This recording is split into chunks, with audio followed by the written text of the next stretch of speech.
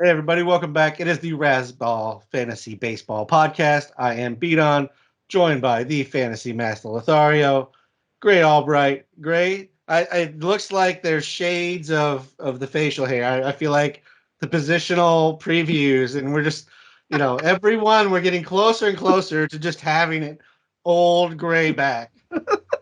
Uh, Actually, I had a health scare. That's why I wasn't able to shave. I thought I had chicken pox, so I went to the urgent care the other day. It's probably not a good sign that I went to urgent care, and the doctor was like, "Hey, it's good to see you again." Wait, what do you mean it's good to see me again? You don't know me, man. He's like, "Yeah, I just saw you a couple weeks ago. Let's be honest." So anyway, I go to him and I'm like, "I think I got chicken pox," and he's like, "Let me see. Where's the problem?" So I show him the spot, and he's like, "Yeah, it's chicken pox. It's plural, man. You got one. You got that's a." He was like, "I think that's a mosquito bite." I'm like, "Okay." I went to the doctor for a mosquito bite, supposedly, but I'm still not sure, man. I think the doctor's pulling my leg. Well, I'm the opposite way. My leg would be like falling off. I'd be like, it's fine. It's just a little scratch. We're good. We're good. Let's keep going. Oh, I'm oh not yeah, going to the no, doctor. yeah, no, I am about as they say Jews are neurotic, and that adjective I came from might me. hold, might hold a little water there. Um, just trying to gonna get us off this subject here real quick and get geared towards baseball. Um, we have a couple of league things going on. The Wrestling. By the time you hear this podcast, invites are going to be sent out. So look for your invites if you signed up. If you want to get in and have a better chance next year, subscribers do have a better chance of getting in. We're not above bribing our subscribers with a better chance of entry into our own tournament. Also, if you happen to win one of our podcast leagues, you get in. And then we also have the RCL going right now. I believe we give some spots to the RCL champion overall, and maybe one through three. I mean, I feel like Trust usually ends up winning one of those spots. So like it's kind of like one and two get a spot, and then like one of them goes to Trust, who's already gonna be in it anyways. But RCL signups are up there. I have a time. Gray, do you have a time? You Uh, better have time, right? I have yeah I have a time. Okay. Are you filled up? Your league already full? Yeah, totally. No, see, I'm battling the chicken pox. I Hot. don't One. Pac. Chicken Poe. You never hear of Tupac? I got one Pac. I really hope it's just like a zit. I hope it's not even a mosquito bite where like at least like a mosquito bite, there's a bunch of things that could Yeah. happen based off that The guy that was could end no, up being bad. I really hope it's just the like a guy was zit. like no, that's a I think that's a mosquito bite. I was like, oh, I oh, could I could just go now. can I uh can I get back my $65 fee? Copay. Can I get my copay back? Is that possible? Anyway, All right. base, huh? Hmm. Moving over to third base, the last of the infield positions. You said that it's going to be a short show because, we went over a lot of these guys. And then I pointed out that we made the top 20 into a 2+ hour show. So we'll see where we go. I'm stealing this from some TV show. I can't really remember it, the analogy, but it's a good analogy. Third base is like a cheerleader squad. Like, in theory, it looks good. You'd be happy with any of them. But then you look at it more in depth and you start looking at individuals and you're like, it's a little more top heavy than I would have expected. And I don't know that I want to get stuck at the bottom anywhere. The ones that are holding the girls up, maybe not. I, you know, speaking of cheerleaders, that cheer show on Netflix is so good, but don't ever Google any of the people that show. There's so many people that are now in prison from that show, but the show is good. That analogy was like that was veering to like I'm about to cancel Bidon, but then it came back. It came back a little bit. I felt even like you were even like in the middle of it. You're like, huh? I gotta swing this back How do I around. land this plane? Yeah, just sometimes you start the joke without a firm landing spot, and you just have to go with it. I'm not a professional comedian or writer, so I just go with what I think pops in my head and seems funny. Sometimes it works, sometimes not. Trying not to get canceled because I want to be, this will be the fourth year, Gray. This will be the record-setting year for Razzball Really? podcast co-host. Oh wow. Oh, we should have a some sort of like a contest at the end of the year to replace you. Just let me go. Just find somebody else. I'm sure there's somebody that would be happy to come take my place. We should try and we should have some sort of like a year-long contest. Whoever has the most Twitter followers and interactions at the end of the year gets to be the new podcast co-host because that's not going to be me. I promise. No, Beat On, we are happy to have you, and by we I mean me. I don't. It's just it's a one-man show without you. So thank God for Beat On. Okay, The one-man show, and the one man would not know how to actually do anything related to posting or do anything podcast related. So that's what I'm here for, everybody. But let's get into third base. We're already like wasting time in a show we said was going to be quick, Gray. Jose Ramirez starts at 1. We already talked about him in the top 20 podcast. Go listen to that. Number 2, Austin Riley. Last year he had 37 home runs, 3 stolen bases, 117 runs, 97 RBIs, and hit 281. You have him projected for 35 home runs, 2 stolen bases, 105, 117, and a 275 average. I mean, I didn't really write anything down for Austin Riley because he's just good grade. I don't really have anything more to say. Yeah, I was looking just now at Steamer's projections, Raz Steamer's projections for third baseman to see where Austin Riley was ranked for them, to see if he was above Jose Ramirez. Thinking he might be, because it's not, it wouldn't have been crazy, because I do see there's probably a few drafts where Austin Riley's even going before Jose Ramirez. Maybe not. Not on average. On average, Jose Ramirez is going at 14 and Austin Riley's going at 20. So, Jose Ramirez, I think, is the consensus first third baseman, but there's a few people out there taking Austin Riley. I don't have a real problem with Austin Riley outside of, the lack of steals, really. I think everything else is like incredibly high level for, a guy who's going to give you 35 homers and great counting stats and a solid average. He's a career 275 hitter across 609 games, over 2,500 plate appearances. Yeah, I mean, he looks to me like about as much of a lock as a top 25-ish bat. When you look at his stats, his projections, even with the lack of speed, I would say that, if he were to give, 10 steals, which that doesn't seem possible, honestly, with how little speed he's given through his career. I think even hoping for 3 steals is a lot. But if he were to give 10 steals, he'd probably be pushing, the top 10 overall for fantasy value. But yeah, his lack of speed really brings him down. Everything else, though, I mean, he's not like, you can't really see anything in his numbers where it's like, yeah, maybe he was a little lucky or something. No, he's really good. I mean, I think he's more or less what we were thinking Vlad Jr. was going to get. Now, is he that different than Vlad Jr.? I don't know. I mean, yeah, probably an extra 5 steals. 5 homers on his bottom line. So yeah, I mean, and Vlad's a first baseman, obviously. In my rankings, I say, is Riley really that different than Josh Jung? Which is, I mean, I probably should have been at that point. People should have probably thrown their computer out the window.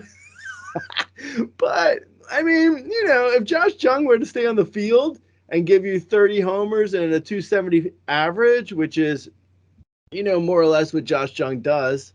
Yeah, I mean, it's not that different. I would say I guess what I'm saying is Austin Riley's stats are kind of replaceable in some ways from, the random, to use his teammate for an example, like Marcell Ozuna, the random 35 homer, 265 hitter who, comes out of nowhere and gets good counting stats.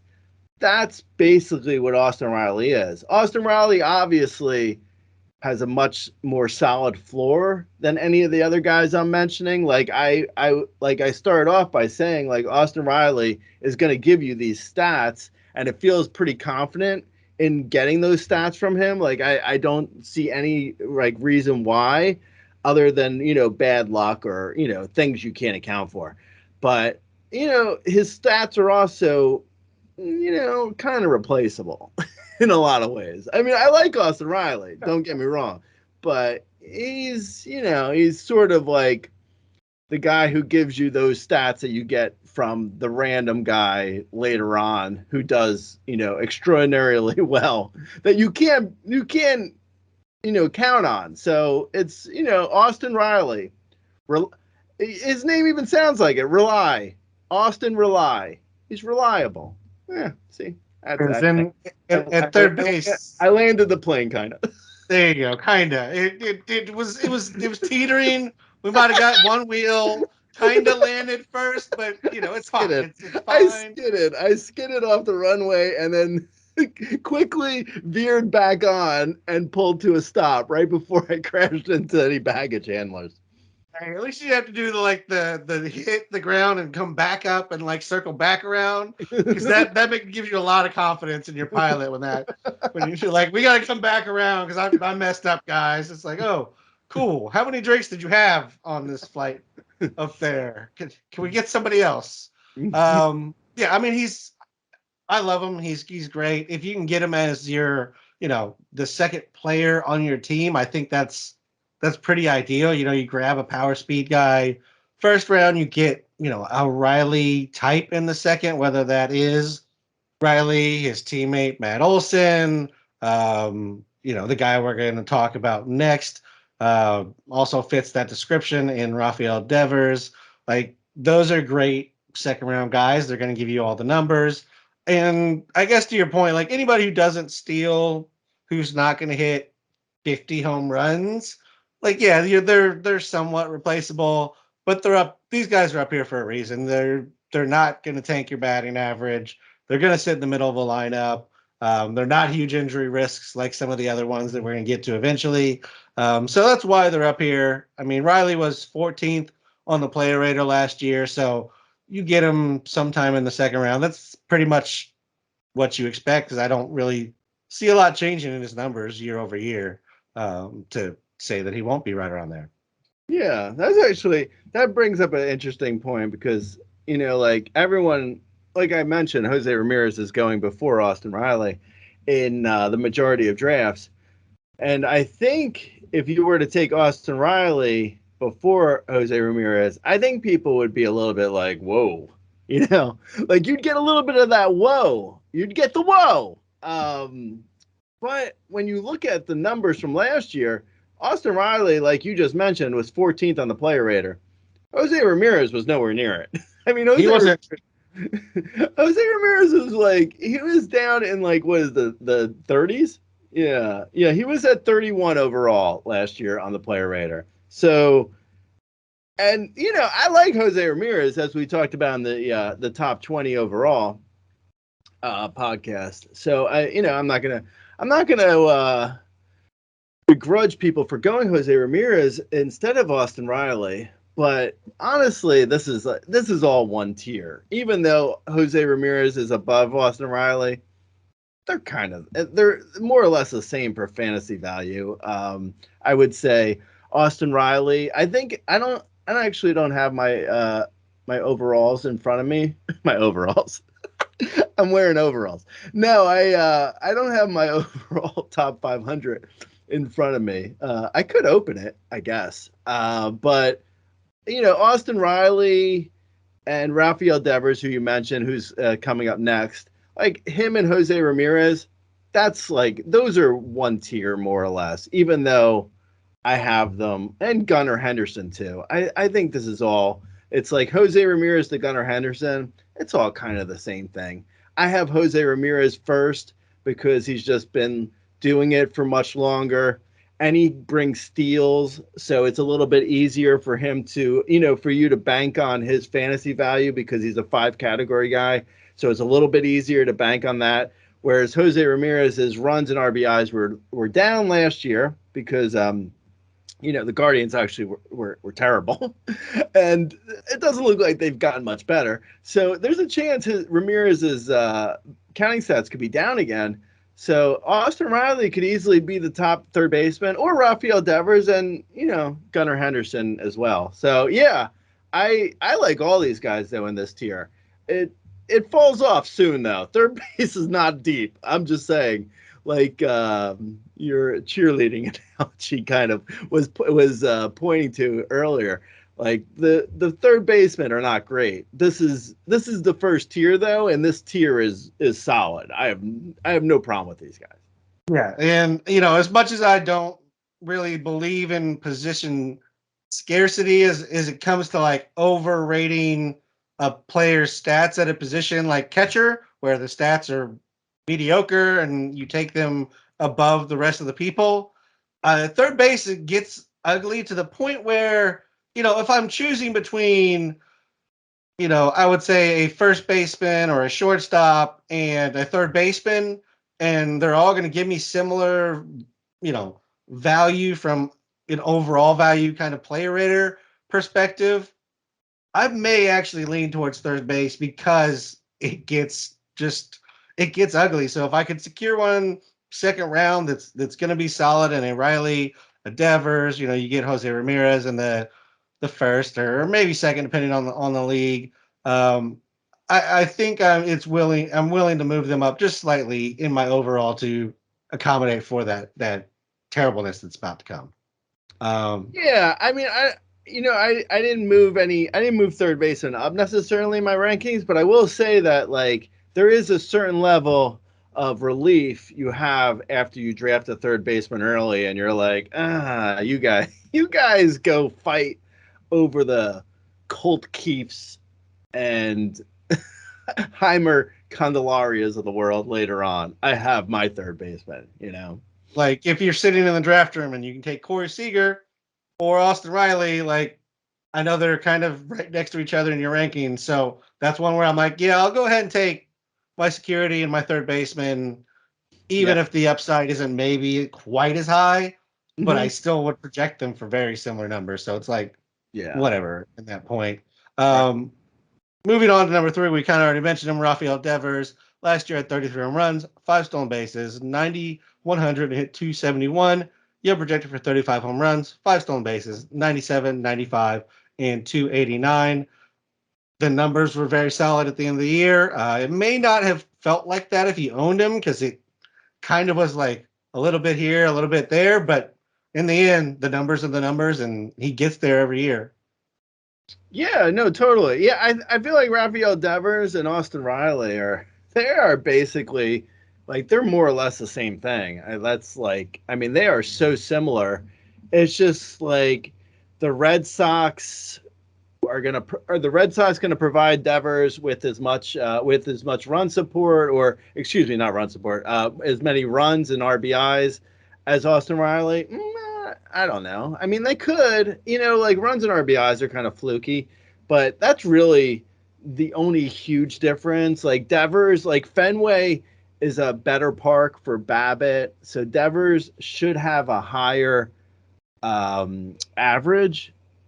Average again is very fluky, so Devers should hit for a higher average.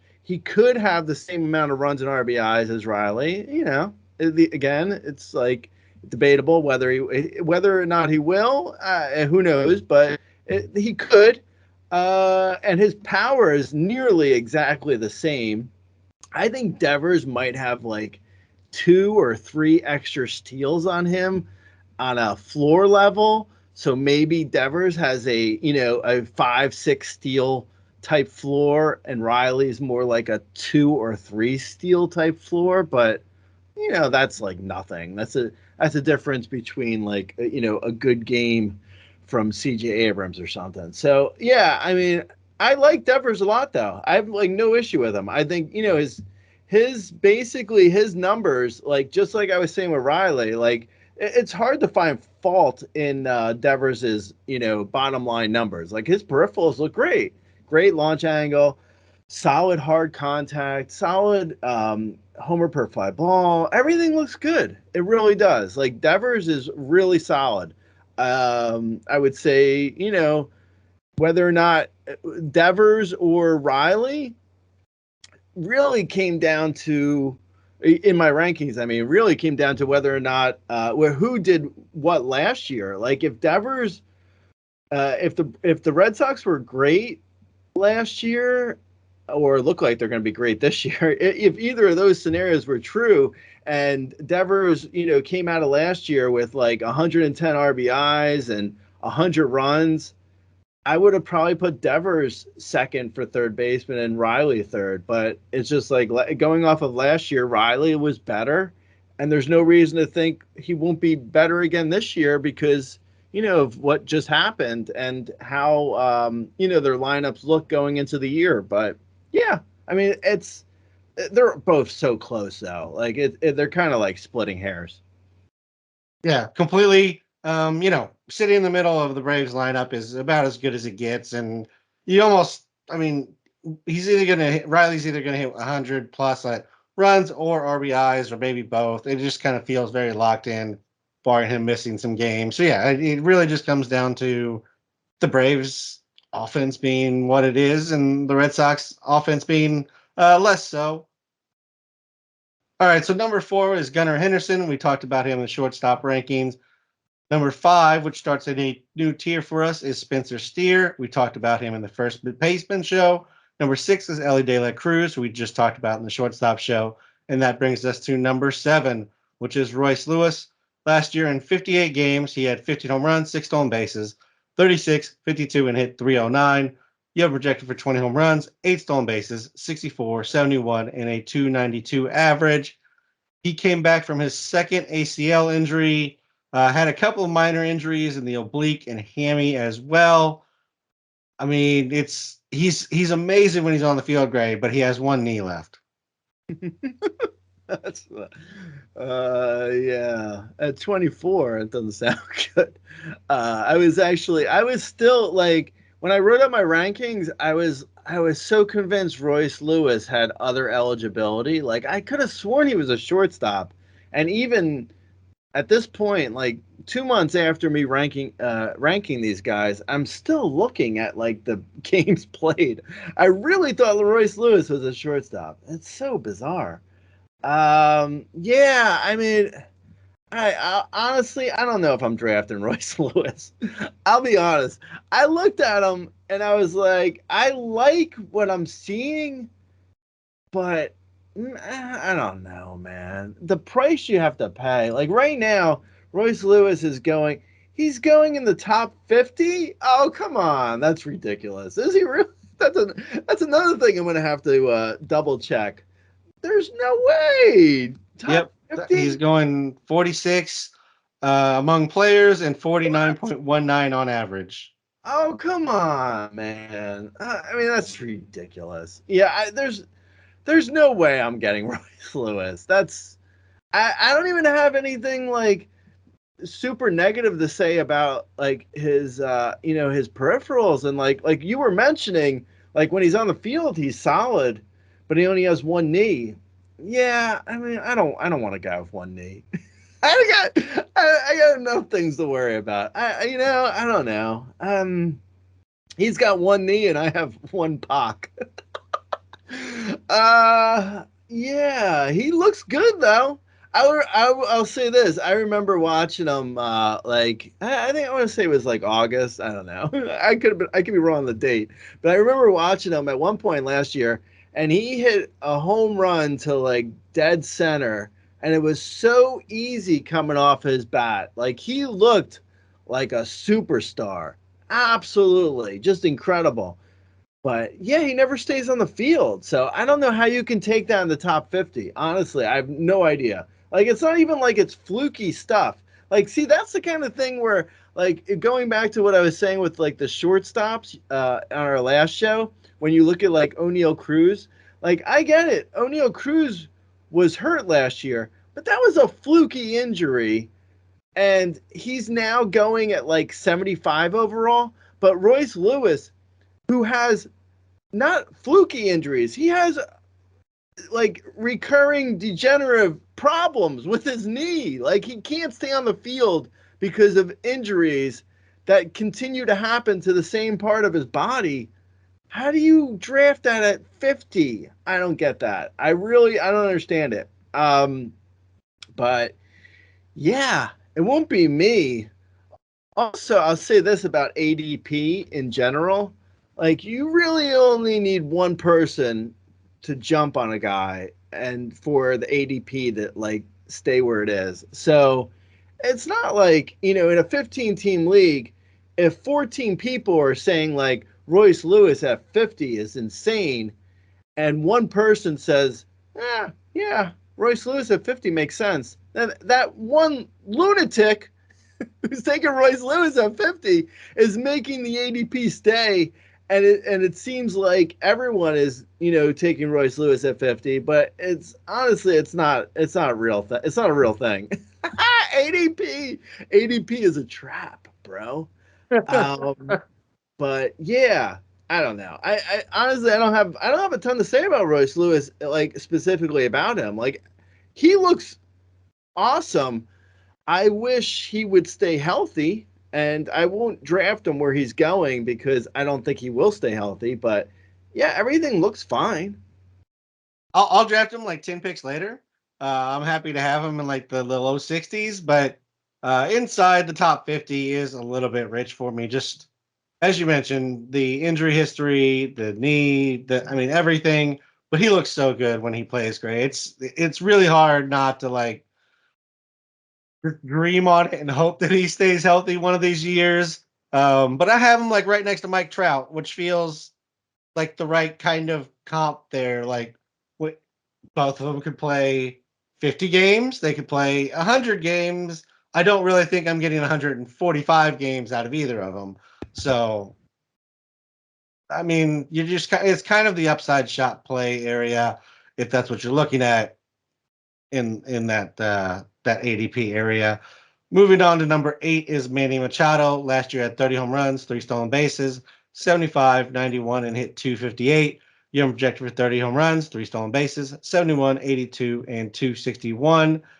It was a very bad start of the season for him. Through May, he was hitting 231 with only 5 home runs. He had a tendon issue in his elbow during the offseason. He may not be ready for opening day. And last year, he had a hand fracture in mid-May. I mean, he bounced back pretty much. Actually, the hand fracture was kind of coincided with him returning and hitting well, Gray, oddly enough. But where are you at on Manny Machado? The elbow coming into the season is my biggest concern at this point. Yeah, as of right now, he says he's swinging at 100%. I honestly didn't think Machado did anything at 100%, so take that with a grain of salt. I'll say with Machado, if you look at his numbers, I mean, it's not hard to see Austin Riley. I'm just saying. Don't throw things at me.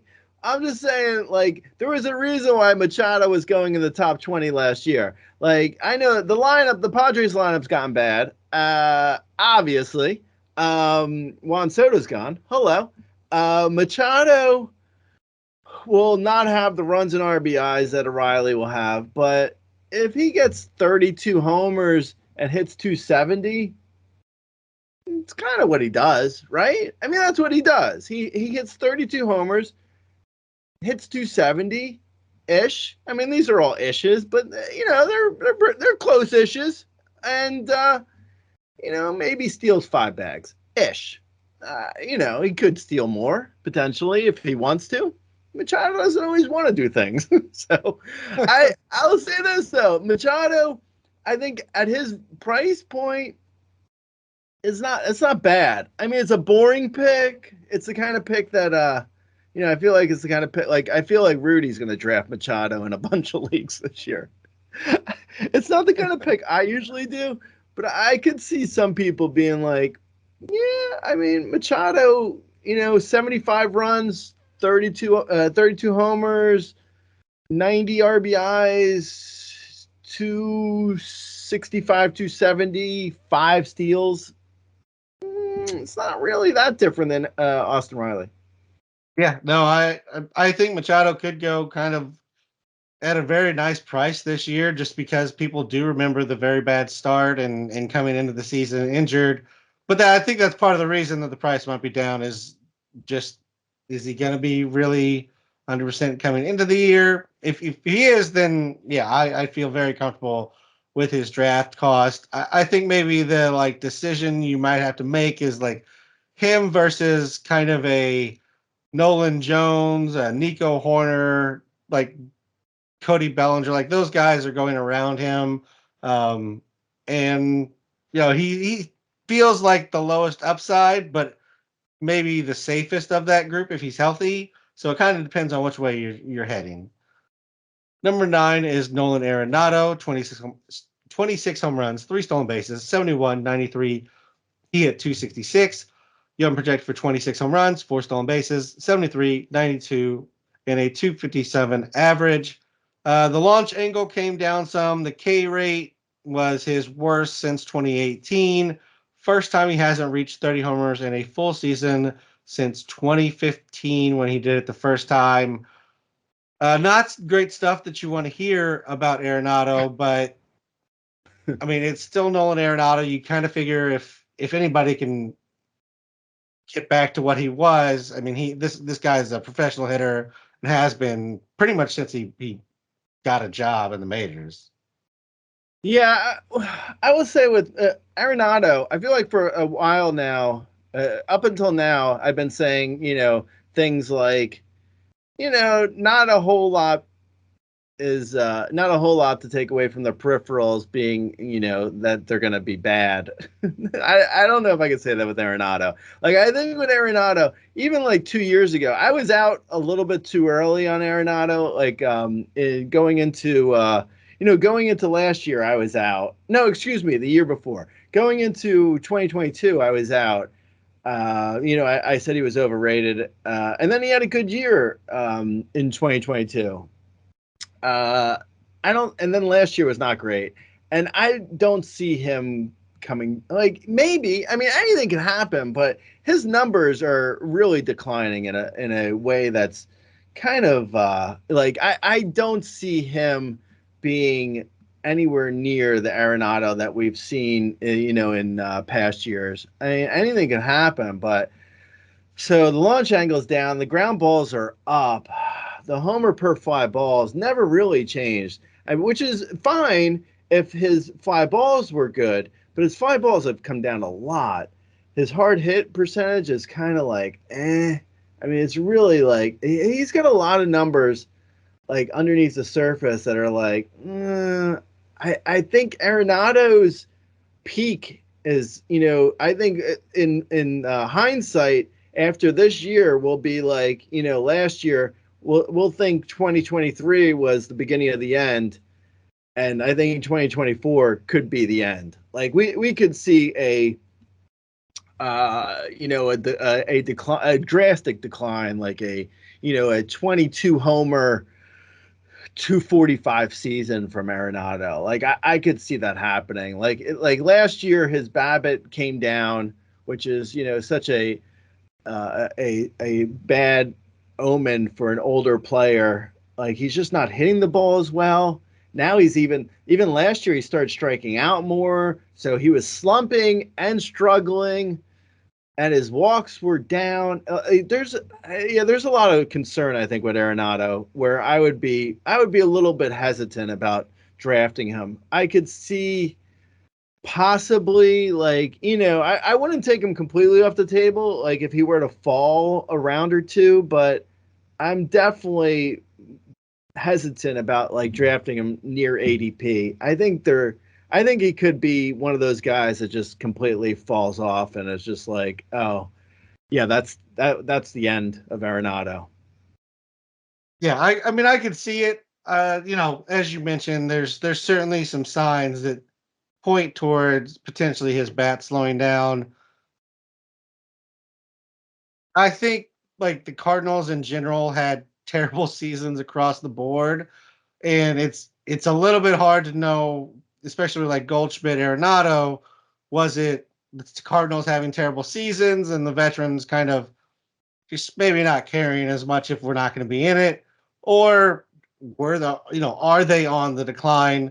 I do think Arenado's probably on the decline, but again, like you, I've said that before, because we've seen different signs from him before where things might have been trending in the wrong direction.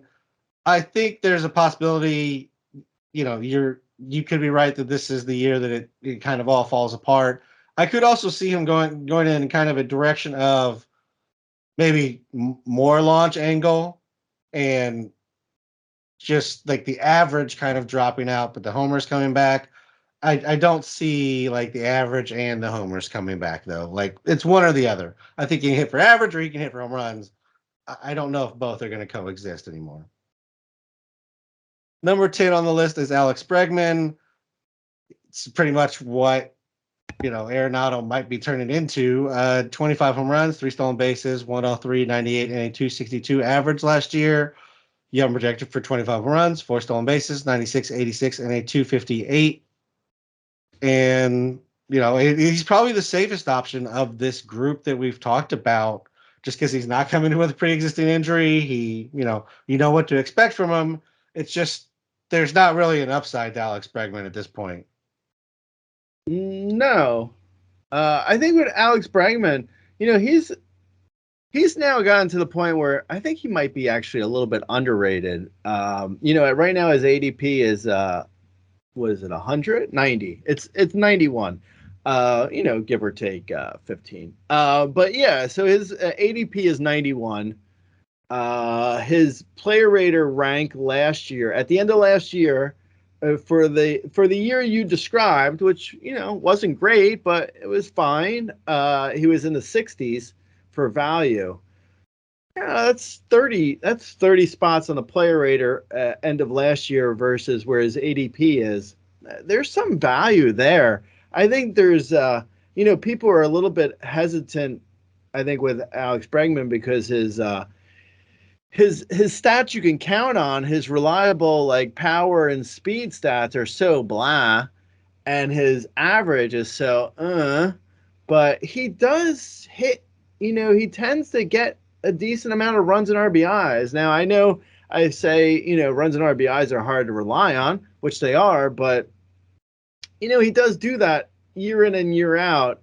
It's it's not a total fluky thing when you look at his numbers and you see like 95 runs every 90 to 95 runs in like four of the last 5 years, 100 RBIs, at least 93 RBIs for those same years. So 95 RBIs, 95 runs, and a 260 average with 25 homers and 5 steals. I mean, it's not that different than Austin Riley. No, it's different. But I mean, it's like, there's something there. I mean, it's not necessarily the most exciting line, but there is value to it in certain circumstances. It's not necessarily the kind of guy I always draft. I probably won't be drafting Alex Bregman, but I mean, I could see the value to it, you know. I mean, I think it doesn't look that dissimilar from a certain Bo Bichette line that he might give you. Just a little average, but that's about it.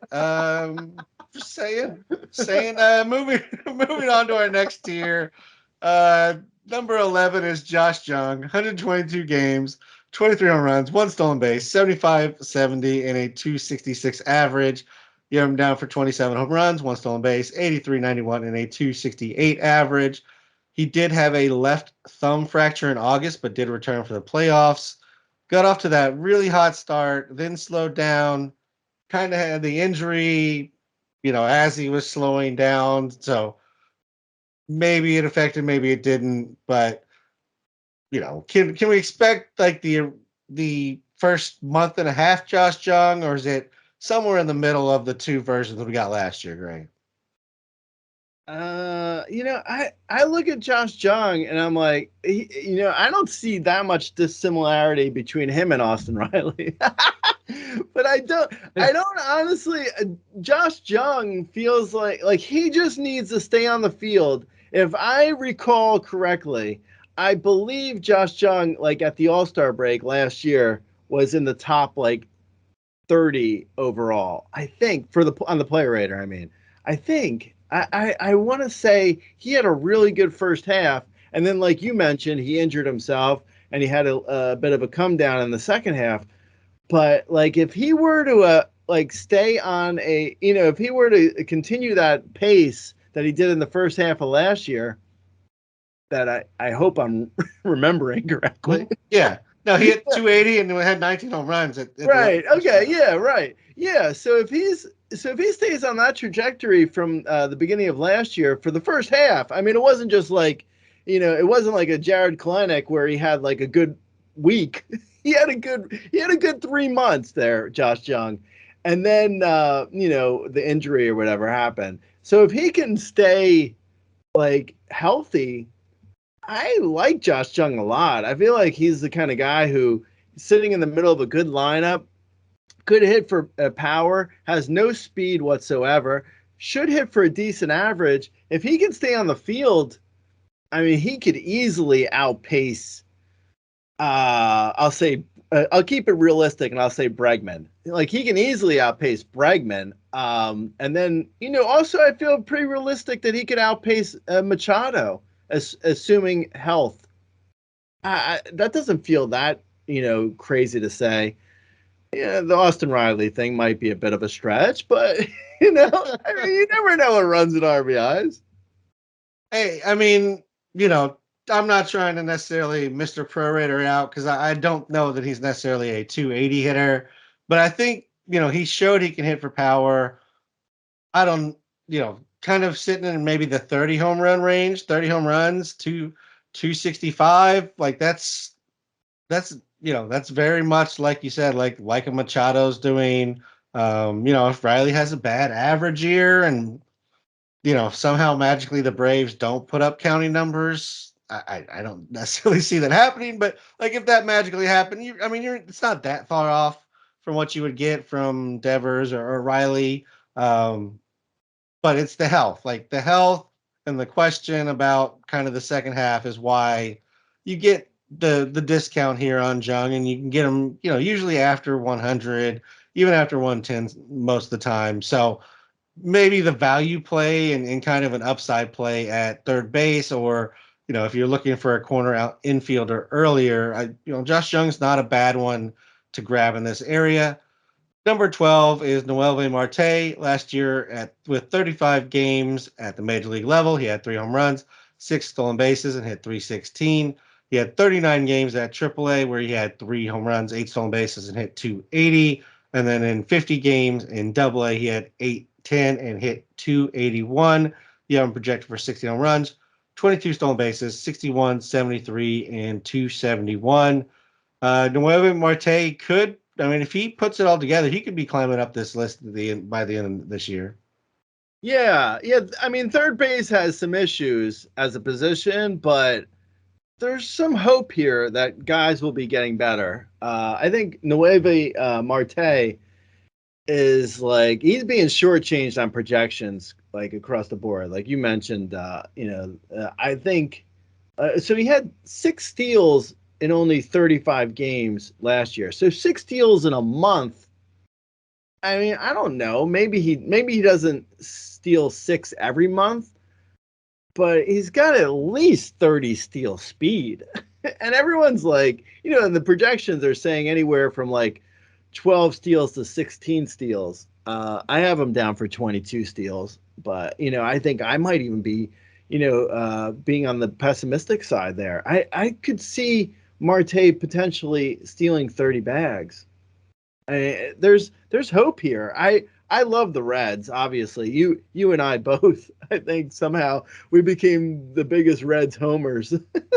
I don't know how that happened, but we're Reds fans now. And yeah, I think Marte is absolutely like underdrafted. Where's he going? ADP is saying he's at 163. Wow, that's really late. I think I have him at like 104. Yeah, he's another guy I really love, Marte. I think he's got, he's let's see, on the Steamer has him ranked 10th for third baseman.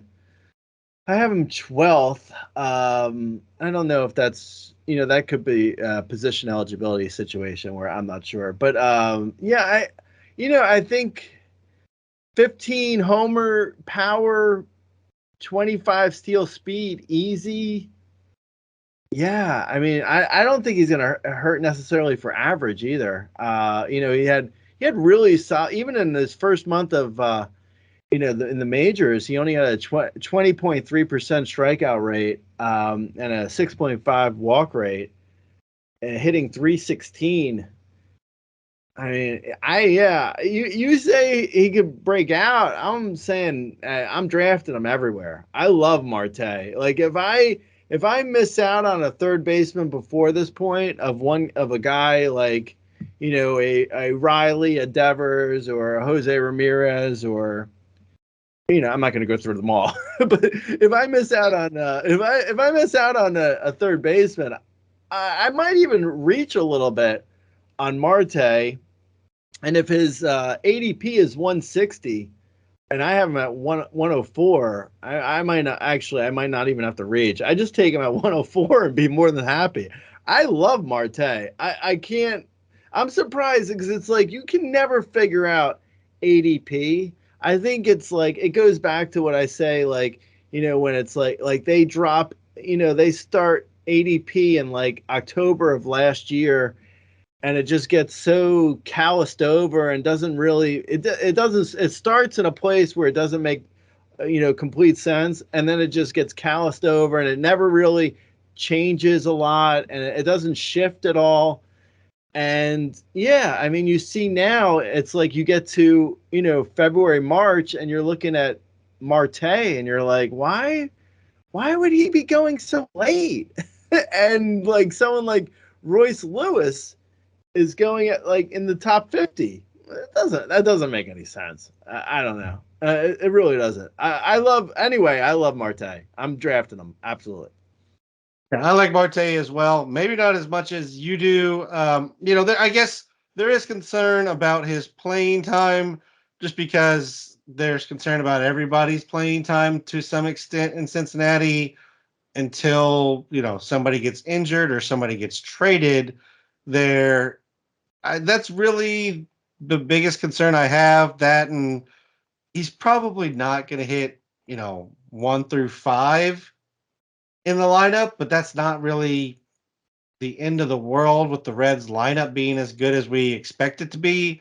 That's real. Those are really the only downsides I can see. I agree the average should be fairly solid. I mean, 280 across 2 levels, and then 316 and a little over a month in the majors. So even if you expect that to kind of even out and call him a 270 hitter, which is where you have him projected, like that's pretty solid with a potential for power speed that really doesn't come from this position at this point.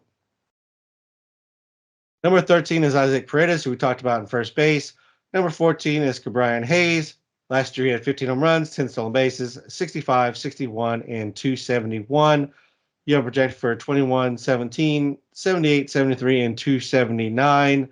This is kind of like, if Noelvi Marte gets 100 games, he's going to give you Brian Hayes stats. Oh man, you're a Brian Hayes hater. I see. I've never liked Brian Hayes from a fantasy perspective, and even as a real player, I don't actually think he's very good. So, no, I've never been a Brian Hayes fan. I don't really understand it, Greg. Could you make it make sense to me? Yeah. Okay, so he's gonna hit. He should hit 270. He had 271 last year. He should hit around like 270. He's gonna hit third in the Pirates order. It's more than likely. I don't see who else would hit third there. It doesn't really make any sense for. O'Neill Cruz is going to be top order. Brian Reynolds is probably going to be at second. Then Brian Hayes. Then McCutchen, Slawinski on down. So I don't think, I wouldn't say that, Brian Hayes, like hitting third in the Pirates is kind of like, hitting fifth and hitting seventh in the Braves lineup. I'm not saying hitting third in the Pirates lineup is everything, but hitting third is good for any team, even if it is the Pirates. I think he's got, he's last year he had what, 15 homers? How many homers did he hit last year? 15. Yeah, 15 home runs. So say 15. Okay, so say 15 homers as the floor, even though I think that might be low. Like last year, his launch angle was way up. His hard hit was up as well. And I think his fly balls were up. Now his homer per fly ball, never great, but it's starting to edge up a little bit. It was almost at 10% last year. And he's at, he's turning, is he turning 27? He is 27 now. So he just turned 27, 10% homer per fly ball, which, it's not great, but that's 20 homers. It should be 20 homers. So if you then look at his previous high for steals, which was 20, I can see a 2020 guy here. That's what I'm seeing. I understand he didn't steal 20 last year, but he stole 20 the year before. And then if you have the pitch clock rules where you assume, 20 steals ish, 2020, 270, hitting third, going fairly late in drafts. I mean, let's see. His ADP is 175. Yeah, I mean, I like it. I don't mind it at all. I think as a corner man, a solid, a back end third baseman, if you've really punted third base, I don't mind a 2020 275 hitting third guy. I mean, he's fine. I mean, I guess if you give him the best numbers that you can possibly imagine for him, and the best average that you could possibly imagine for him, and he stays healthy for a full season for the first time ever, yeah, I mean, it could be okay. It could be useful at the position. Yeah, okay, I can get aboard with that. No, I mean, I think the ADP the ADP is fine. Like he's going 178. Like you get him at 178, or you can get him after 200. I think that's good value. Like you get him after 200. You get anybody hitting 1 through 3, 1 through 4 in a lineup after 200. Like okay, take that. I really don't have any issues with it, even if there's not a lot of home runs and stolen bases that come with it. That's fine. I just I can't really see taking him before that point, though. Moving on to the next tier, Ha-Seong Kim, who you hate and has been well documented in our second base show, along with Nolan Gorman, who comes in at 16, Alec Baum at 17, who we talked about in the first base, and then number 18 is Colt Keith. Last year in Double-A in 59 games, he had 14 home runs, 2 stolen bases, hit 325, In 67 games at AAA, he had 13 home runs, a stolen base, and hit 287.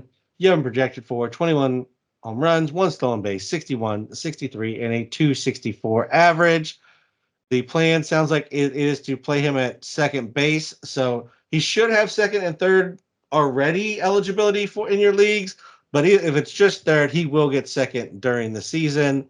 And the Tigers have basically said it's his job to lose in spring.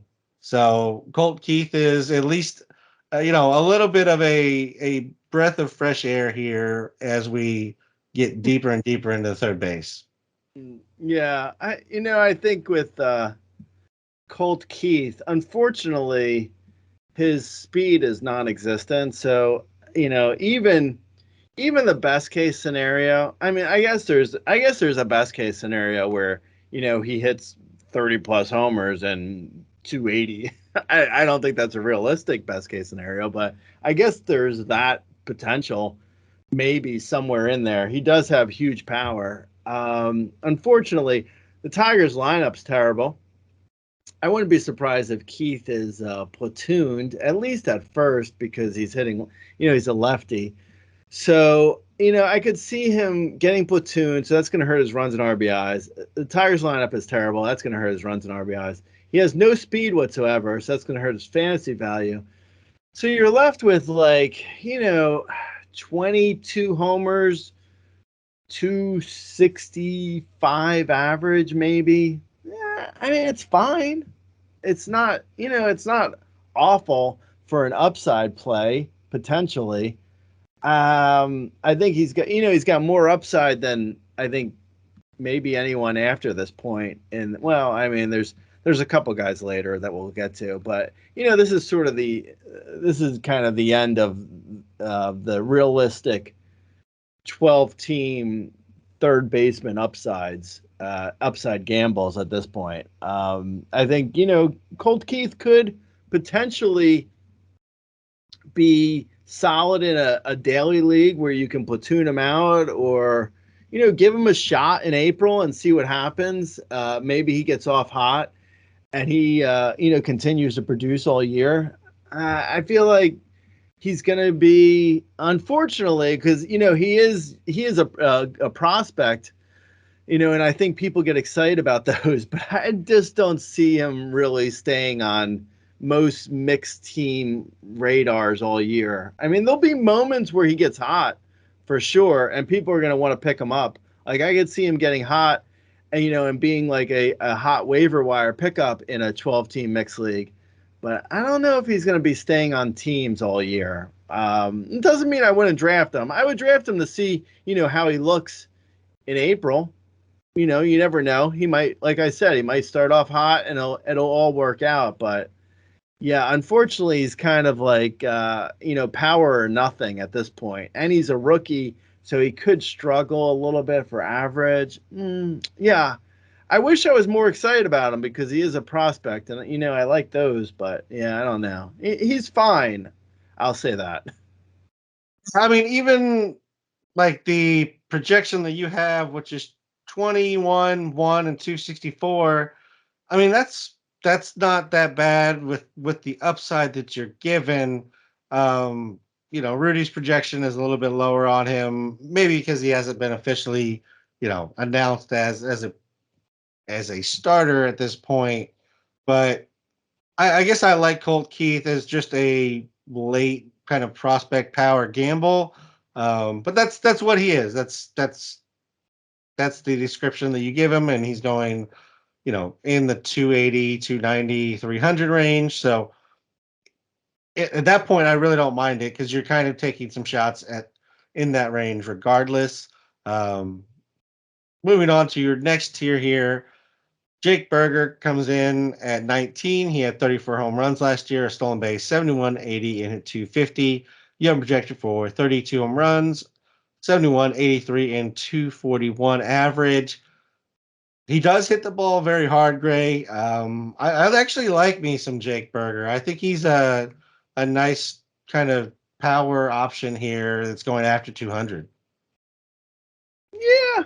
Yeah, I mean, I think you're right. I think he's probably again, he's got no speed whatsoever, and he's on the Marlins, in the probably in the middle of the Marlins lineup. So at least there is that, but it's hitting in front of Brian De La Snooze and Jesus Sanchez. So that is what it is. But yeah, he's probably got like 30 homer power. I want to say 27 to 32 homer power for Jake Berger.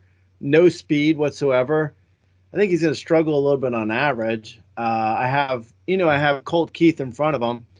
Colt Keith, I think, has 20 homer pop, but should hit 265. Jake Berger should hit 30 homers, but probably 240 average. I don't know. Maybe, I guess you could flip those if you like the floor of Berger better than the upside of Keith. Nah, I'm not feeling any of these guys in like a really dramatic way.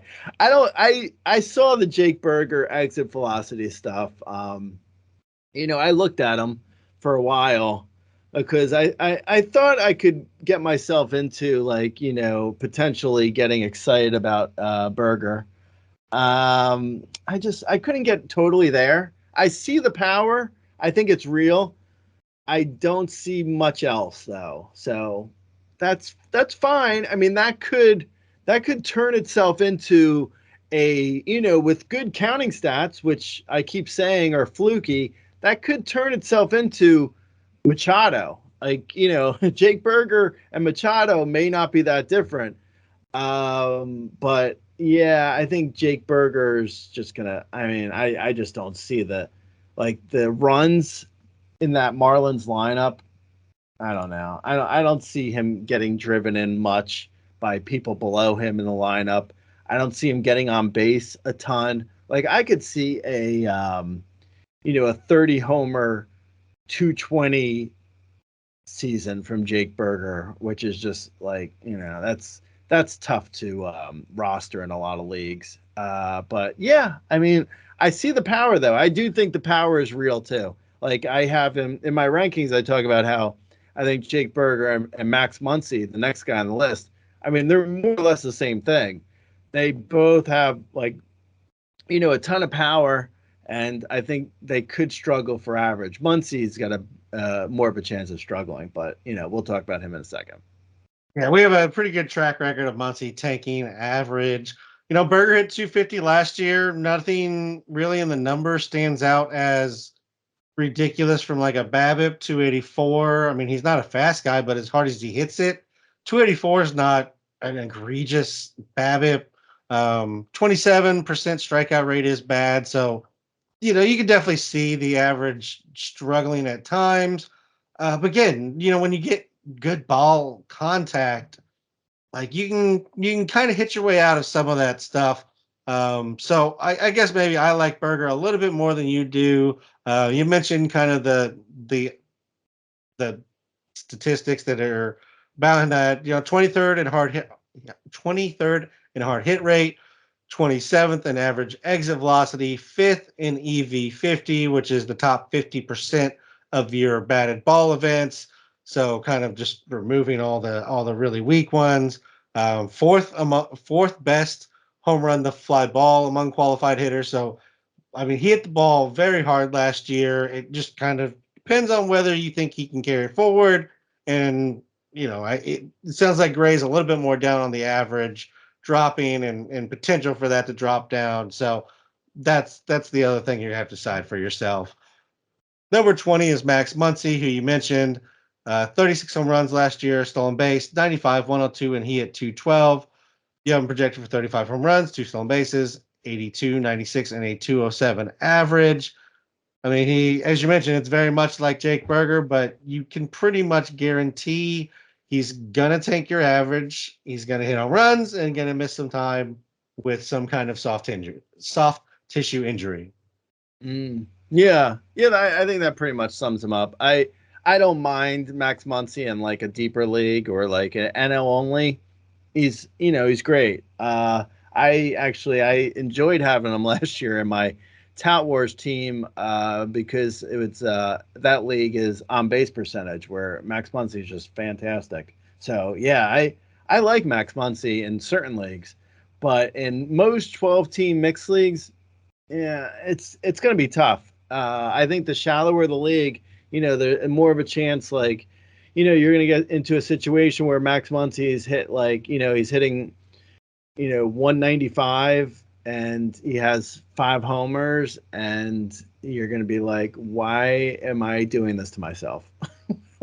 That's What am I doing? Yeah, and everyone on waivers is going to look better than Max Muncy at that point. So, yeah, I think, in deeper leagues, sure, by all means. Just like with Jake Berger and, other guys, like in deeper leagues, great. In shallower leagues, yeah, I don't know how long you can really hold Max Muncy in a shallower league without him like really hurting your team. Depends on the league. So yeah, I like him though. I think yeah. it's kind of like if you look at his numbers, like he's actually pretty predictable when it comes to like what you're gonna get. Like Max Muncy gives you 35 homers and hits 210-ish. Like that's what he's gonna give you. So if you can handle that, then by all means. Think he might have the lowest min pick of anybody after like 150 on average, Gray. He's been drafted in the top 50. And I feel like that's kind of my experience with Max Muncy. Like somebody takes him inside like the top 120, 130 for some reason. And I never really understand why. So just don't be that guy. But if you need some cheap home runs late in your draft, then he can be that for you if he's sitting around. Just not somebody I'm reaching for. There's a bunch of guys 21 through 26 here that we've talked about before. I'll just list them out. Jaime Candelario, Michael Garcia, Jordan Westberg, Luis Rengifo, Ryan McMahon, and Ezekiel Duran. If you want to hear about them, you can go listen to their positional podcasts. That's we've already done. The next tier here starts off with a couple of what I'm going to call mini mincies. And Matt Chapman, last year he went 17 home runs, 4 stolen bases, 66, 54, and 240. He still is a free agent, so we're not sure if he is signing somewhere. I would imagine his defense alone gets him picked up. But I remember last year in April, people were really really patting themselves on the back, and I really hope that those tweets are still up and at the end of the year. Yeah.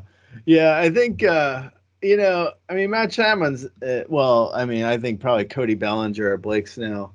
As we record this, none of them are signed anywhere. I think Matt Chapman's as good an example as any of them though that like I mean there's something wrong when there's like 25 teams that could use Matt Chapman and he's got interest in 0.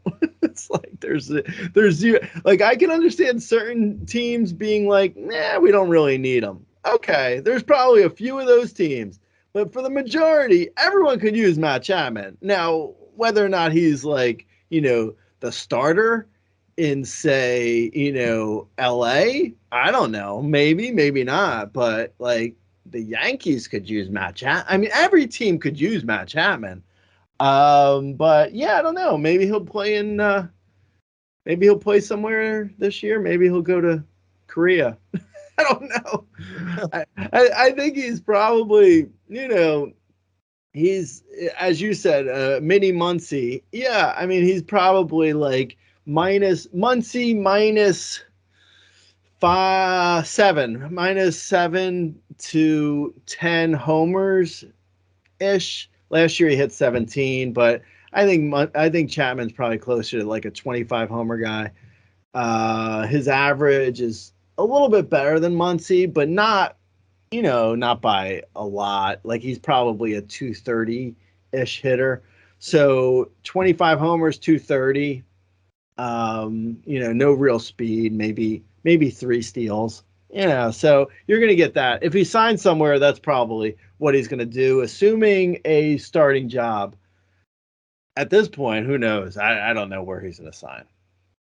Yeah, I mean, you would think he would be able to get some work somewhere. As you mentioned, there's plenty of teams that could use him. Just I don't know which one of them is going to end up picking him up, or if he just sits in free agency, heads you know, over to Japan and plays. Who knows?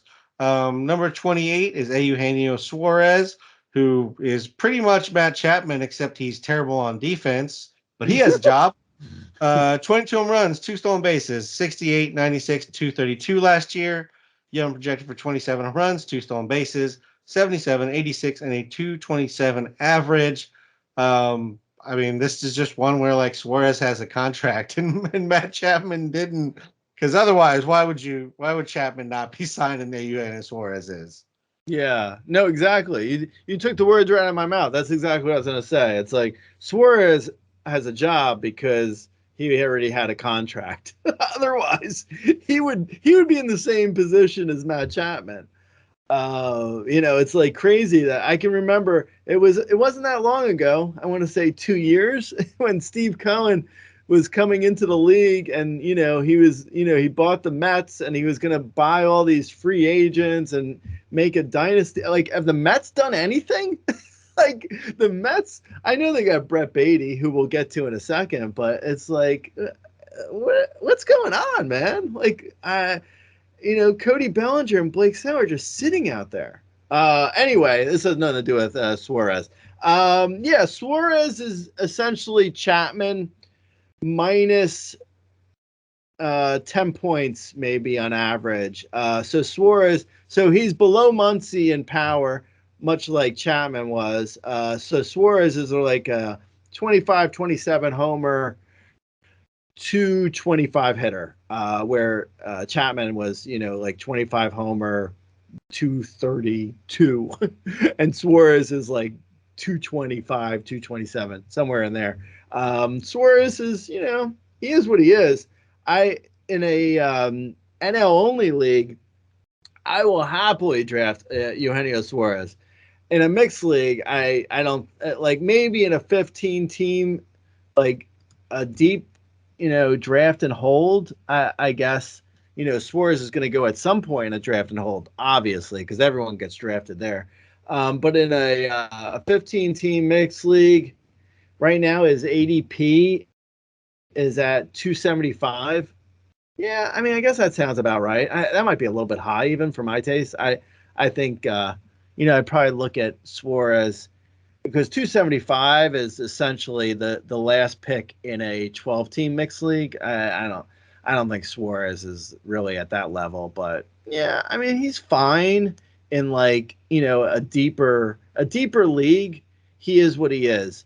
There's absolutely no upside here that I see, at least. I mean, at one point when he was in his prime, he had 49 homers and 271.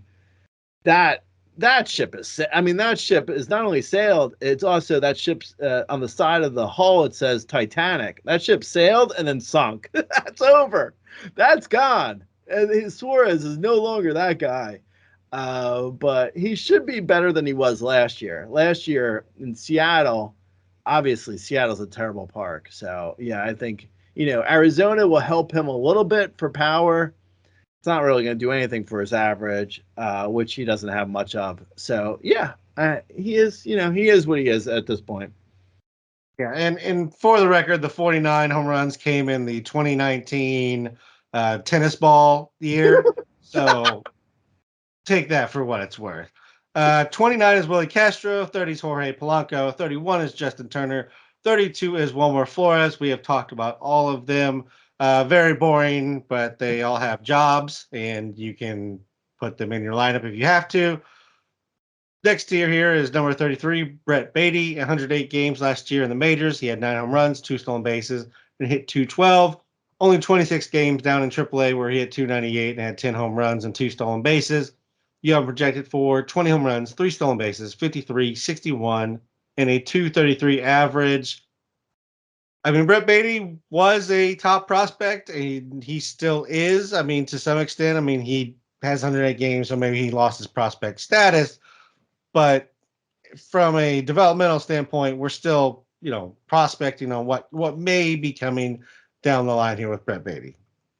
Yeah, I think with Baty, I would go back and just look at what, last year at this time, what we were saying about Baty, because, I don't think anything's really changed. Sure, he got off to a bad start in his career last year, but, that's like, guys have bad rookie years. It doesn't mean they're going to have a bad career necessarily. So he could totally bounce back.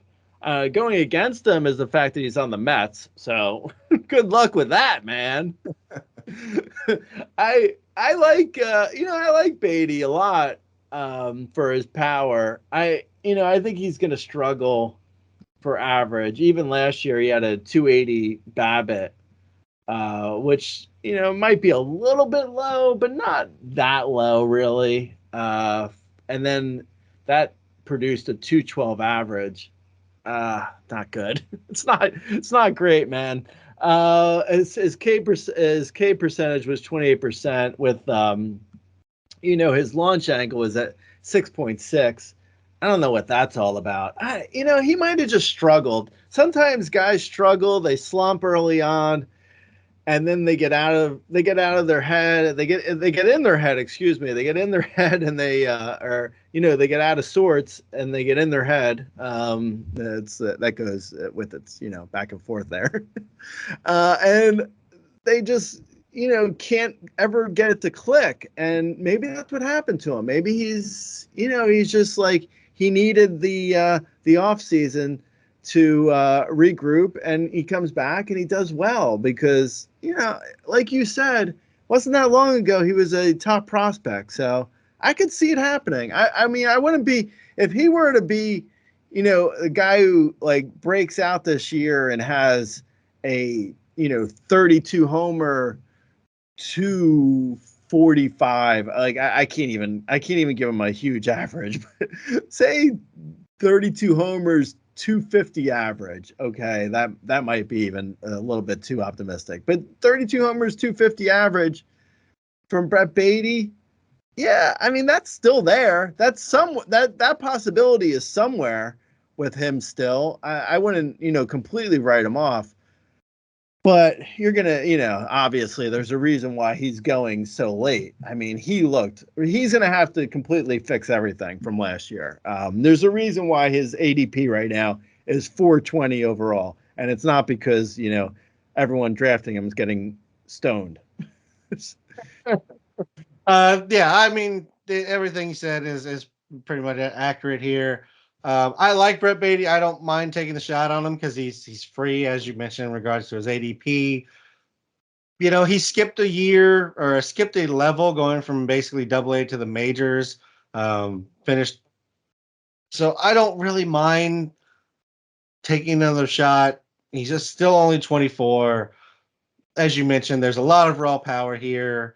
Even the average, I think, could, be serviceable. I think you said 240, 250. I think that's very much, where he could sit. It could even potentially be better if he just gets, his feet under him, hits the ground running this year rather than just kind of toppling and falling right out of the gate last year. Yeah, I'd be pretty annoyed too if he gets platooned. I hope he doesn't. I hope they give him a chance to face everyone. Platoon is definitely on it's in the possibilities though for what could happen. Yeah, I mean they'll definitely do something ridiculous like play Joey Wendell, or something. I mean, you gotta like at some point if you're the Mets, you gotta like if you're the Mets, like you gotta at some point like be like, hey, why don't we come up with a game plan that makes sense? Like why don't we regroup here and be like, you know what? If we are gonna like start again with a young, fresh lineup, maybe we shouldn't be playing Joey freaking Wendell, huh? Maybe if we are gonna like give our prospects a chance to like shine, we should actually let them do that. It's frustrating. Okay. Anyway, continue. Moving on, number 34 is Michael Busch. Last year in 27 games in the majors, He hit 167 with a couple of home runs. In 98 games at AAA, he had 27 home runs, 4 stolen bases, and hit 323. This year, you have him projected for 23 home runs, 3 stolen bases, 47, 55, and 253. He was traded to the Cubs and is expected to play first base per Jed Hoyer. I noticed that both you and Rudy have him down for very low at bats. Are you expecting a platoon, some time in the minors, or what are your thoughts on Michael Busch here? Well, actually, I think I have him for a decent amount of at bats, assuming he faces all righties. I don't think he's going to face lefties. Maybe I have him for 50 less at bats than he should be. I mean, I might also be just like assuming at some point the Cubs are going to sign Cody Bellinger, right? I mean, that is at some point that's going to happen, isn't it? I don't. I assumed at the beginning of the season or off season. I assume nothing with the Cubs now, I and don't know, no, man. I pretty much don't expect us to do it because I think we would have already done it. Yeah, maybe. Um, they're also like, whatever happened with Matt Mervis? Is he still on? Is he still on the squad, or is he done too? Nope, he's still there, and I mean another guy that should probably get a look this year. I mean he definitely struggled last year, no doubt about it.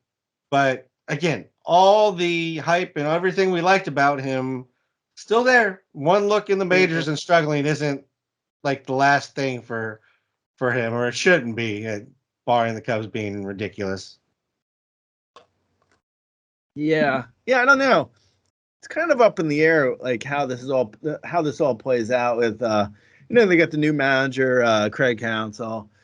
They brought in they traded for Bush. So I guess that I guess is he's got going for him because you don't trade for a guy and then not play him, right? But they do have Mervis there.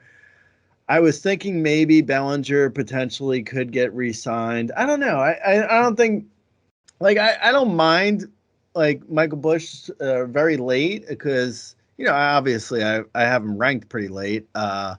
So I guess I don't mind him super late, maybe as like NL only, as a maybe a depth, like a potential bench bat in a 15 team mixed league, maybe as a corner man if you've really like if you punted pretty badly. But yeah, I don't know. I have like I have sort of come to the conclusion that whatever if the Dodgers are trading a guy away, they're doing it for a reason.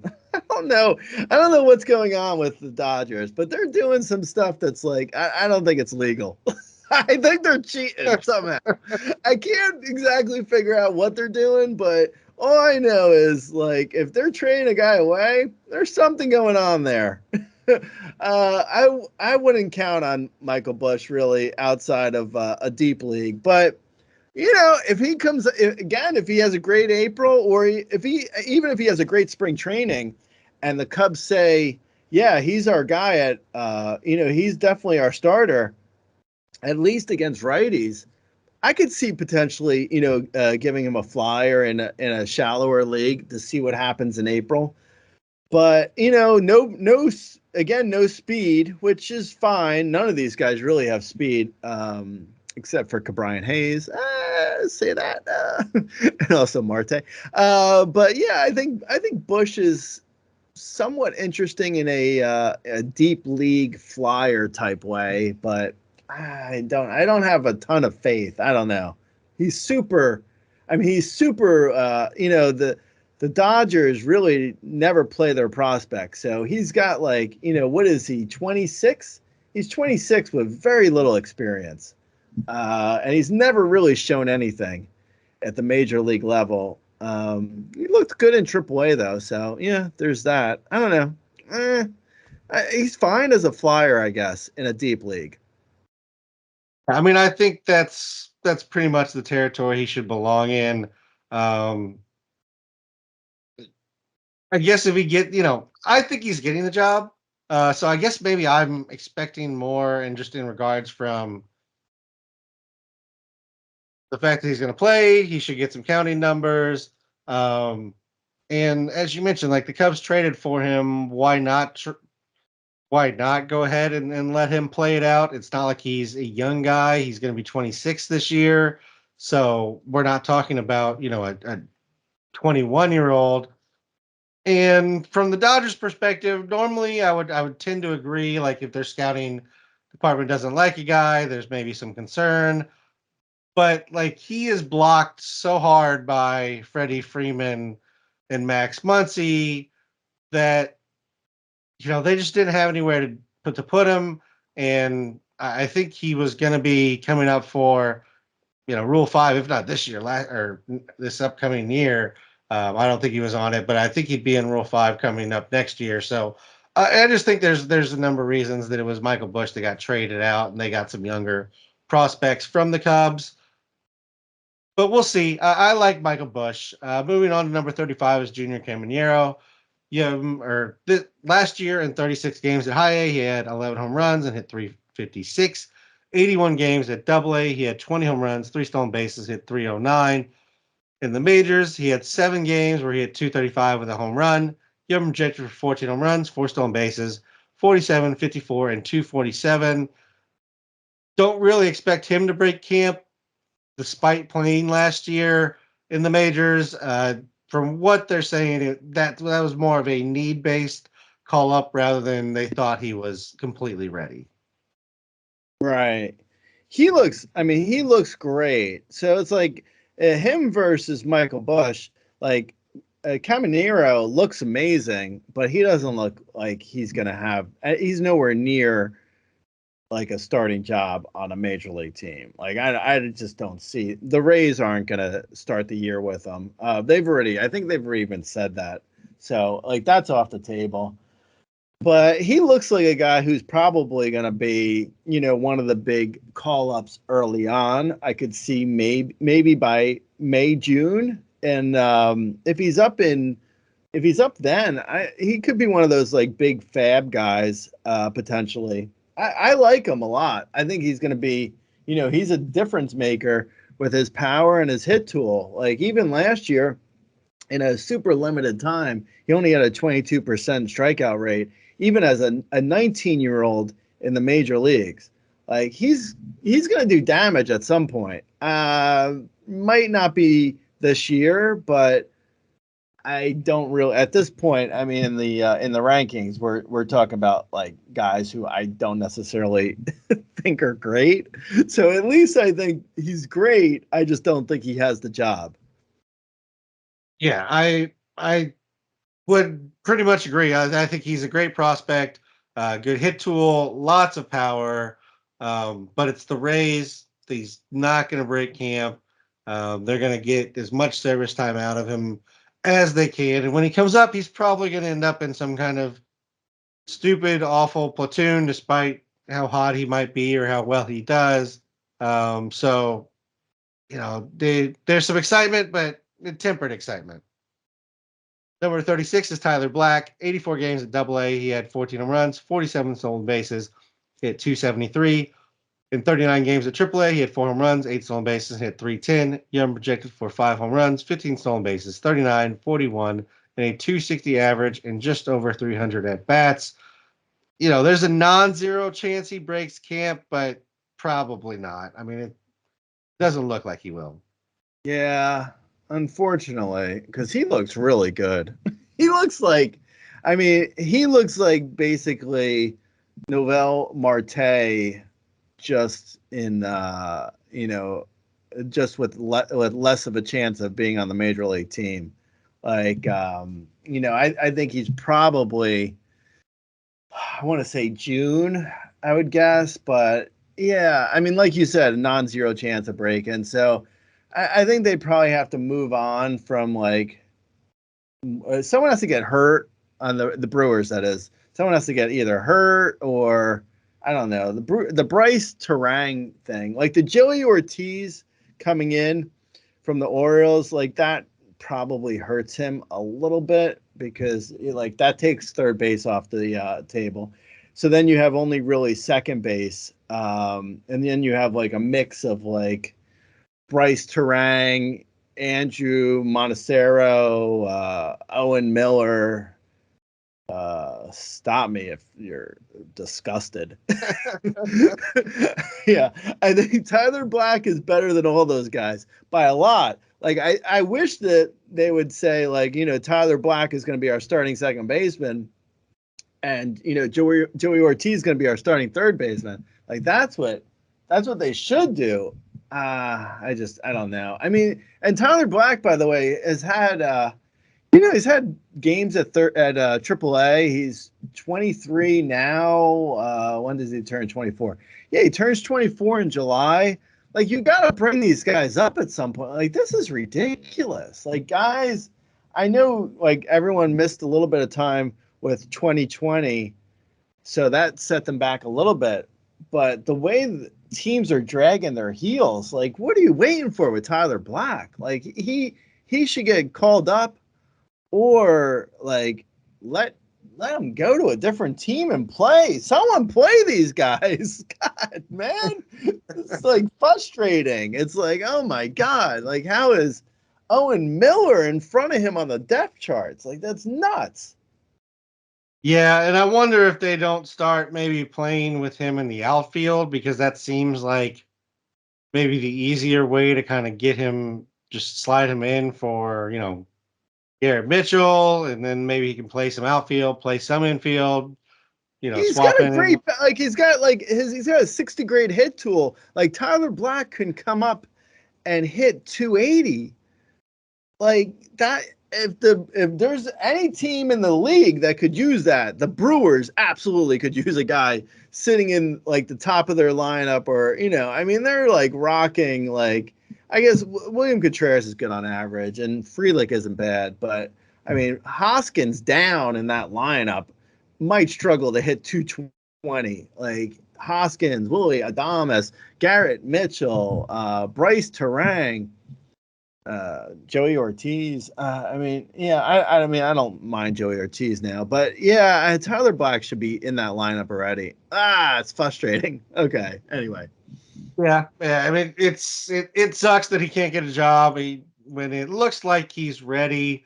I mean, I will say for Bryce Terang, like he's only entering his second full year, and he was a fairly decently thought of prospect as well. So, you do have to give him some time to develop as well. But if Terang struggles and Black kind of hit really well in the early part of the year, I could see them kind of just swapping him, sending Terang back down and letting Black come up and take his spot. So that might be the way that it could work out for Tyler Black, is if Terang really struggles right off of the start of the season.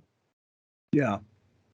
Number 37 is Curtis Mead. 61 games at AAA last year. He had 9 home runs, 4 stolen bases, hit 294. He had 24 games in the majors where he had a home run and hit 253. Give him down for 10 home runs, 3 stolen bases, 36, 41, and 271. Again, non-zero chance he breaks camp. Probably doesn't. And if he does, he's probably not going to play every day. He's probably more utility type of guy if he does actually get a starting or a job out of spring training. And there's not a whole lot of excitement here in this profile, Greg. Yeah, no. I mean, he does have power and a little bit of. He's got like a little bit of speed, and a little bit of power. So I don't know. Yeah, I mean, I think he's got a little bit of upside, but not a ton. We're also, I mean, this is super late in the rankings. This is like, we're talking like 450 overall at this point. I mean, this is like, you try and find anything you can at this point. Is Curtis Mead really gonna save your team? You might want to look elsewhere for that. He may not be your fantasy team savior. But yeah, if you're in a crazy deep league, a 15 team draft and hold, and you're looking for like a bench bat that could potentially come up in like June and do something, yeah, I can see it. Again, I just don't know that it's going to be, a season saver. Like, again, in an AL, sure, if you got the bench depth to be holding on to some guys that they could get called up in the first couple of months. I understand that side of it. But like Curtis Mead's upside to me seems like, I don't know, like your boy Brian Hayes. Like that seems like the upside here. Yeah, Brian Hayes. Like some speed, a little speed, like some a poor man. power. Yeah, A like poor really man's poor man's Brian. for Brian Hayes, which is really, really boring. Not okay, Brian. No, there's something there. I'll work on it. You work on that. You send it to me for a headline title, Greg, and we can do that. Anybody else that you wanted to mention? I think we've covered everybody, almost everybody left in the rankings. I think like Yoan Moncada is left, and Matt Verline, and everybody else we talked about. So, oh my God, guys, Jan Moncada. I just heard he says he's going 30-30 this year. Mark it down. Mark it down. Jan Moncada has made his annual spring training prediction that has never come true. He is guaranteeing, Moncada is guaranteeing a 70 steal season. He just forgot to mention he's guaranteeing it from Ronald Acuna Jr., not himself. Corbin Carroll is going to get it for him, you know. Jan Moncada is saying this is breaking news. Moncada is saying a 30-50 season from Corbin Carroll, not from him. Not from Moncada. He's not guaranteeing anything from himself anymore. Can we please get the 2019 balls back when like everybody was a good hitter? That was such a fun random season that like, I mean, everybody hit. The crazy it was like, thing is, honestly, the crazy thing is though, like if we got to mid-April and everyone's hitting homers, would you be shocked if they brought back a 29? Like it wouldn't shock me if suddenly we have a 2019 baseball. Like it's just like anything's on the table. Like this is MLB we're talking about. Like they have non-breathable jerseys and they might have a 2019 baseball. Welcome to the show, kid. Cotton. You got to go cotton with the jerseys, obviously. Yeah, I mean, it's the weirdest thing that Major League Baseball, a professional sports organization, does not have a singular ball. Like this is the most ridiculous thing. It's like the only sport, one of the only sports that has different dimensions on every stadium. Like that's ridiculous. Like the distances to first base and third base can be a little bit off depending on the angles. Apparently, like the funniest thing on everything you're talking about. The funniest is the fact when people get mad at the projections and they're like, "Oh, come on! How can you say this guy's gonna hit 23 homers?" Like, oh, you don't even know what ball they're using, man. Don't get into me about projections. No one has any idea what ball anyone's using. I'm just gonna go and move my projections like up across the board for everybody, Gray, and just be like, if it's a 2019 ball season, I'm gonna nail everybody. I'm gonna be so far ahead of every projection system. I'm just gonna murder it. I have Kevin Biggio hitting 43 homers this year. Just put it down. Write it down. That's my projection. I have Yoan Moncada hitting 320. Yoan Moncada hit 315 with 25 homers in 2019. Dude, Yoan Moncada wouldn't even project himself for that. Like, what? It's just like the most absurd thing that I've ever seen. Like, it's so ridiculous. Like, Bregman, 41 home runs, and yeah, the Astros, whatever, like, whatever they're doing. But, like, Bregman had 41 home runs that season. Like, that. Ketel Marte had 32. Like, what? How did we not have like a 90 home run guy that year? That like who was slacking on like why didn't Aaron Judge hit 95 home runs that year? Oh man. All right. Okay, we've gone off the rails. We're not even talking about third baseman anymore. That's gonna end it for us. We're on Twitter. I'm at RazBdon. Gray is, of course, the owner of the at Razzball account. Watch us on YouTube if you want. YouTube.com/Razzball Fantasy. You can like, subscribe there. You can like, subscribe wherever you get your podcast, rate, review. All of that helps. We'll be back next time with Outfielders, Gray. That's going to be a two-parter because, we do an hour and a half, 2 hours over, the 23rd baseman we had to talk about today. So we'll definitely split outfielders. We'll definitely split up pitchers as well, just so we don't kill our listeners or ourselves. I might just run out of voice. It might just be a dry husk of a person sitting here after we try to combine those. So until next time, Gray, talk to you later. All right, Lance.